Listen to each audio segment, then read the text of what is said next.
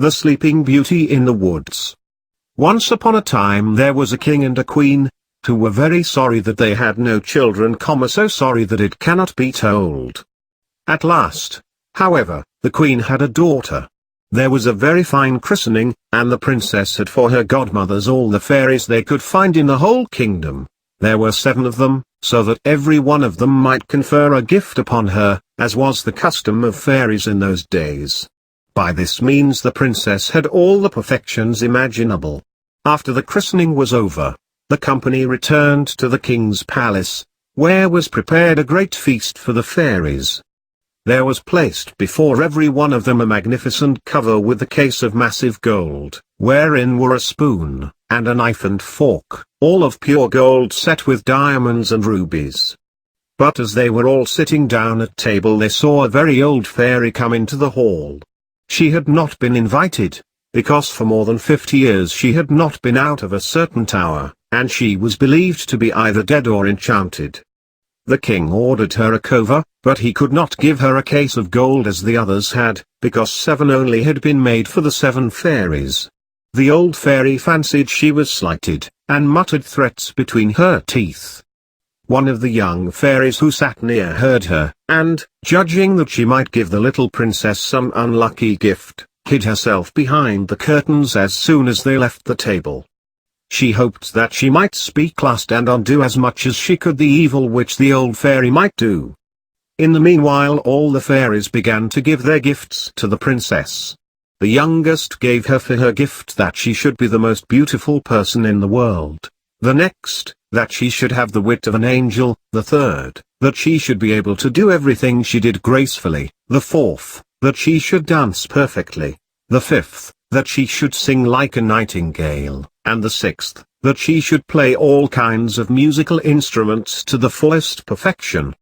The old fairy's turn coming next, her head shaking more with spite than with age, she said that the princess should pierce her hand with a spindle and die of the wound.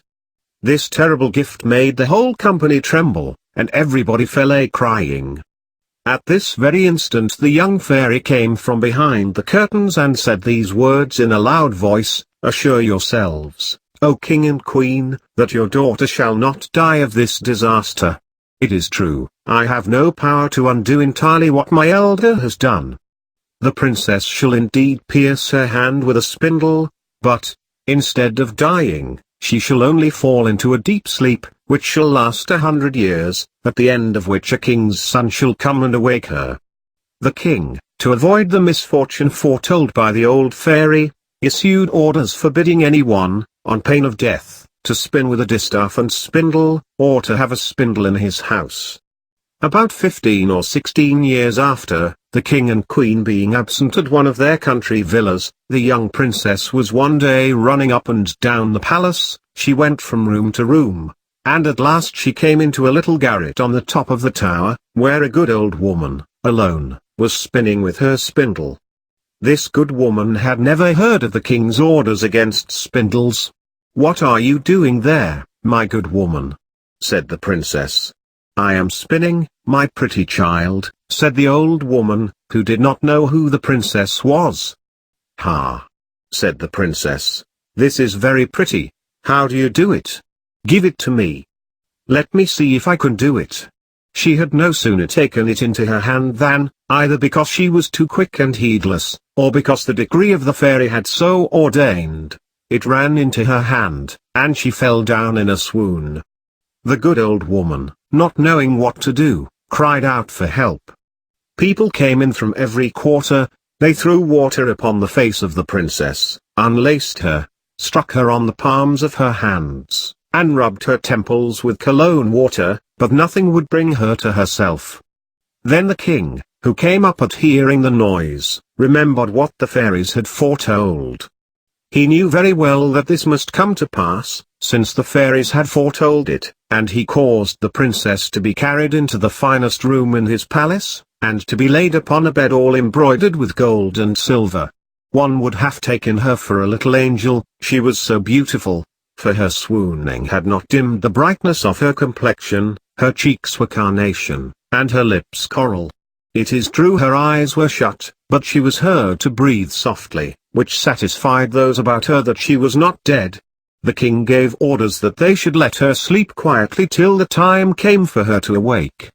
The good fairy who had saved her life by condemning her to sleep 100 years was in the kingdom of Matakin, 12,000 leagues off, when this accident befell the princess, but she was instantly informed of it by a little dwarf, who had 7-leagued boots, that is, boots with which she could stride over 7 leagues of ground at once. The fairy started off at once, and arrived, about an hour later, in a fiery chariot drawn by dragons. The king handed her out of the chariot, and she approved everything he had done, but as she had very great foresight, she thought that when the princess should awake she might not know what to do with herself, if she was all alone in this old palace. This was what she did. She touched with her wand everything in the palace, except the king and queen, governesses, maids of honor, ladies of the bedchamber, gentlemen, officers, stewards, cooks, undercooks, kitchen maids, guards with their porters, pages, and footmen. She likewise touched all the horses which were in the stables, the cart horses, the hunters and the saddle horses, the grooms, the great dogs in the outward court, and little Mopsy, too, the princess spaniel, which was lying on the bed. As soon as she touched them they all fell asleep, not to awake again until their mistress did, that they might be ready to wait upon her when she wanted them. The very spits at the fire, as full as they could hold of partridges and pheasants, fell asleep, and the fire itself as well. All this was done in a moment. Fairies are not long in doing their work. And now the king and queen, having kissed their dear child without waking her, went out of the palace and sent forth orders that nobody should come near it. These orders were not necessary, for in a quarter of an hour's time there grew up all round about the park such a vast number of trees, great and small, bushes and brambles, twining one within another, that neither man nor beast could pass through, so that nothing could be seen but the very top of the towers of the palace, and that, too, only from afar off. Everyone knew that this also was the work of the fairy in order that while the princess slept she should have nothing to fear from curious people. After 100 years the son of the king then reigning, who was of another family from that of the sleeping princess, was hunting on that side of the country, and he asked what those towers were which he saw in the middle of a great thick wood. Everyone answered according as they had heard.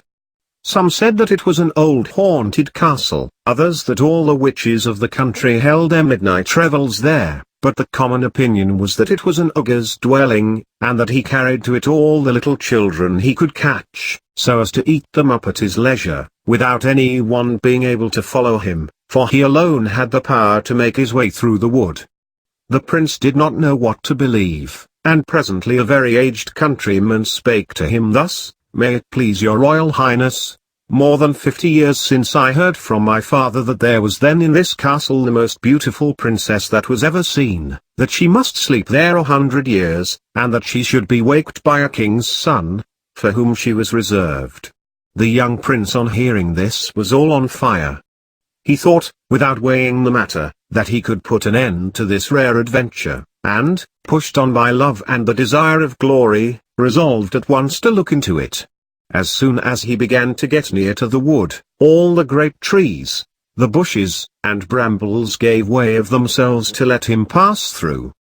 He walked up to the castle which he saw at the end of a large avenue, and you can imagine he was a good deal surprised when he saw none of his people following him, because the trees closed again as soon as he had passed through them. However, he did not cease from continuing his way. A young prince in search of glory is ever valiant. He came into a spacious outer court, and what he saw was enough to freeze him with horror. A frightful silence reigned over all, the image of death was everywhere, and there was nothing to be seen but what seemed to be the outstretched bodies of dead men and animals. He, however, very well knew, by the ruby faces and pimpled noses of the porters, that they were only asleep, and their goblets, wherein still remained some drops of wine, showed plainly that they had fallen asleep while drinking their wine. He then crossed a court paved with marble, went up the stairs, and came into the guard chamber, where guards were standing in their ranks, with their muskets upon their shoulders, and snoring with all their might. He went through several rooms full of gentlemen and ladies, some standing and others sitting, but all were asleep.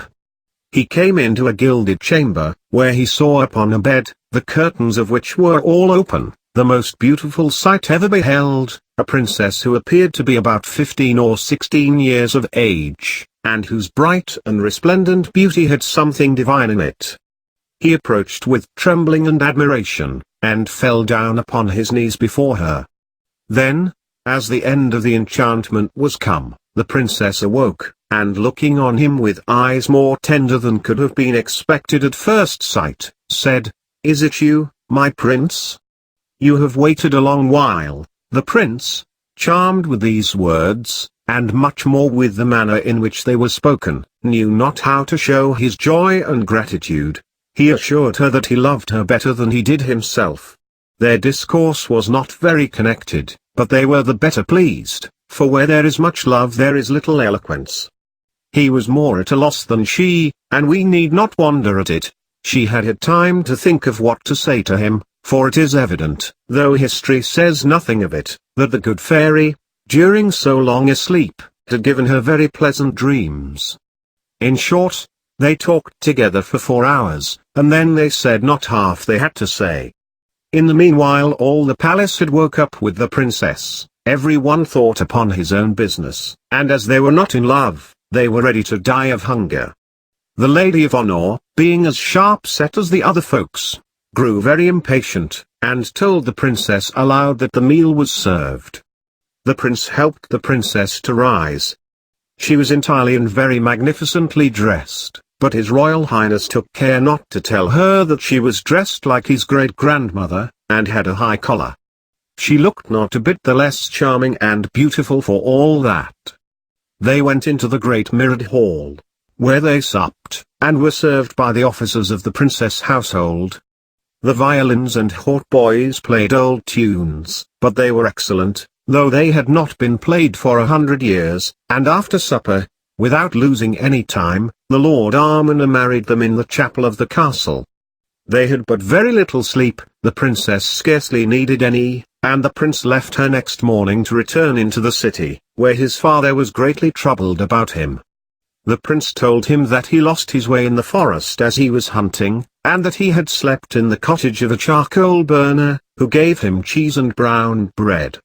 The king, his father, who was a good man, believed him, but his mother could not be persuaded that it was true, and seeing that he went almost every day a-hunting, and that he always had some excuse ready for so doing, though he had been out 3 or 4 nights together, she began to suspect that he was married. For he lived thus with the princess above 2 whole years, during which they had 2 children, the elder, a daughter, was named Dawn, and the younger, a son, they called Day, because he was a great deal handsomer than his sister. The queen spoke several times to her son, to learn after what manner he was passing his time, and told him that in this he ought in duty to satisfy her. But he never dared to trust her with his secret. He feared her, though he loved her, for she was of the race of the ogres, and the king married her for her vast riches alone.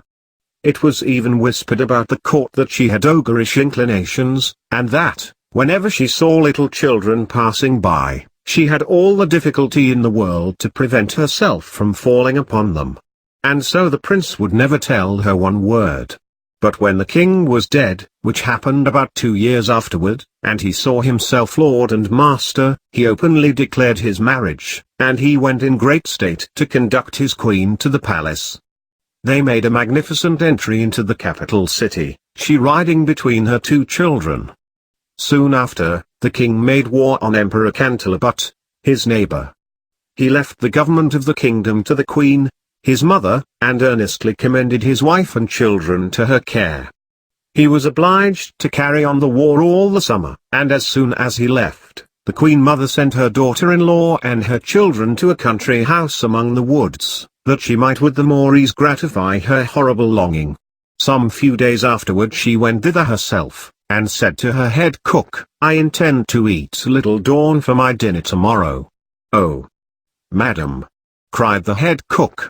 "I will have it so," replied the queen, and this she spoke in the tone of an ogress who had a strong desire to eat fresh meat, and will eat her with a sharp sauce. The poor man, knowing very well that he must not play tricks with ogresses, took his great knife and went up into Little Dawn's chamber. She was then nearly 4 years old, and came up to him, jumping and laughing, to put her arms round his neck, and ask him for some sugar candy. Upon which he began to weep. The great knife fell out of his hand, and he went into the backyard and killed a little lamb, and dressed it with such good sauce that his mistress assured him she had never eaten anything so good in her life. He had at the same time taken up Little Dawn and carried her to his wife, to conceal her in his lodging at the end of the courtyard. 8 days afterwards the wicked queen said to the chief cook, "I will sup upon Little Day." He answered not a word, being resolved to cheat her again as he had done before. He went to find Little Day, and saw him with a foil in his hand, with which he was fencing with a great monkey. The child was then only 3 years of age. He took him up in his arms and carried him to his wife, that she might conceal him in her chamber along with his sister, and instead of Little Day he served up a young and very tender kid, which the ogress found to be wonderfully good. All had gone well up to now, but one evening this wicked queen said to her chief cook, "I will eat the queen with the same sauce I had with her children." Now the poor chief cook was in despair and could not imagine how to deceive her again. The young queen was over 20 years old, not reckoning the 100 years she had been asleep, and how to find something to take her place greatly puzzled him. He then decided, to save his own life, to cut the queen's throat, and going up into her chamber, with intent to do it at once, he put himself into as great fury as he possibly could, and came into the young queen's room with his dagger in his hand. He would not, however, deceive her, but told her, with a great deal of respect, the orders he had received from the queen mother. "Do it, she said, stretching out her neck. "Carry out your orders, and then I shall go and see my children, my poor children, whom I loved so much and so tenderly." For she thought them dead, since they had been taken away without her knowledge. "No, madam," cried the poor chief cook, all in tears. "You shall not die, and you shall see your children again at once. But then you must go home with me to my lodgings, where I have concealed them, and I will deceive the queen once more, by giving her a young hind in your stead." Upon this he forthwith conducted her to his room, where, leaving her to embrace her children, and cry along with them, he went and dressed a young hind, which the queen had for her supper, and devoured with as much appetite as if it had been the young queen. She was now well satisfied with her cruel deeds, and she invented a story to tell the king on his return, of how the queen his wife and her 2 children had been devoured by mad wolves. One evening, as she was, according to her custom, rambling round about the courts and yards of the palace to see if she could smell any fresh meat, she heard, in a room on the ground floor, Little Day crying, for his mamma was going to whip him, because he had been naughty, and she heard, at the same time, Little Dawn begging mercy for her brother. The ogress knew the voice of the queen and her children at once, and being furious at having been thus deceived, she gave orders, in a most horrible voice which made everybody tremble, that, next morning by break of day, they should bring into the middle of the great court a large tub filled with toads, vipers, snakes, and all sorts of serpents, in order to have the queen and her children, the chief cook, his wife and maid, thrown into it, all of whom were to be brought thither with their hands tied behind them. They were brought out accordingly, and the executioners were just going to throw them into the tub, when the king, who was not so soon expected, entered the court on horseback and asked, with the utmost astonishment, what was the meaning of that horrible spectacle. No one dared to tell him, when the ogress, all enraged to see what had happened, threw herself head foremost into the tub, and was instantly devoured by the ugly creatures she had ordered to be thrown into it to kill the others. The king was of course very sorry, for she was his mother, but he soon comforted himself with his beautiful wife and his pretty children.